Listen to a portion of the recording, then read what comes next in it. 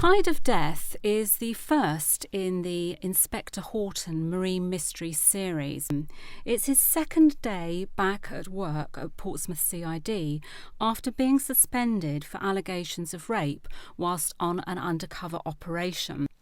So I'm going to read a very short piece from Tide of Death. It's Wednesday morning at 7 a.m. Andy Horton stared at the body. The face was almost obliterated. Blood had seeped onto the pebble beach, dark red, staining the stones around the man's head. Bottle green seaweed was wrapped around his ankles and he was naked. His arms were outstretched, the palms facing upwards, fingers curled.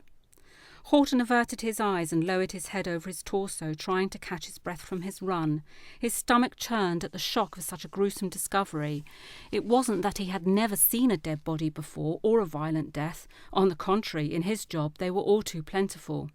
No, it was the unexpectedness of running into one that temporarily unnerved him. He usually arrived after some other poor sod had found it. And he'd got out of practice. 8 months away from the sharp end had softened him. He straightened up, wiping the sweat from his face, and stared around, but all he could see was fog, and all he could hear was the mournful boom of the foghorns in the Solent calling to one another like long-lost giants. He punched a number into his mobile. Why did this have to happen today of all days, only his second day back on duty after his suspension? But sod's law always prevailed. Either that or God had a wicked sense of humour, and if he did, then he couldn't be God, could he? But maybe he should be grateful to the corpse. This would give him a chance to show his colleagues that he hadn't lost his touch. D.I. Horton, is the DCI in? No, sir, he's at the hospital. He's ill? Horton asked, surprised.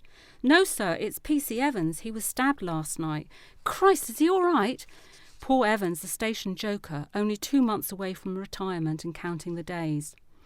He's in intensive care, but they think he'll pull through. Well, thank God for that, Horton replied with feeling, picturing poor Maureen Evans's face. He quickly relayed the news of his discovery on Portsmouth beach and settled down to wait. He knew it wouldn't be long. He took another look at the body. Who was he? What had he done to warrant such a violent death? Over the next couple of days they'd begin to find out. The team would be assembled, people questioned, statements taken, and hopefully the victim identified. The investigative machine would swiftly gear itself into action, and he was determined to play a central role in it. He was still a good cop, despite the Lucy Richardson episode, which had cost him his position in the Specialist Investigations Department and earned him an 8-month suspension. Impatiently he glanced at his watch, and as he did, 4 uniformed officers emerged from the fog armed with tape and bollards. He instructed 2 of them to seal off the beach to the east by the Cruising Association slipway, and the other 2 to cordon off the area to the west below the old gunnery site. He looked up to see DCI Uckfield ploughing across the stones towards him. Horton pulled himself up. He couldn't afford to foul up on this one.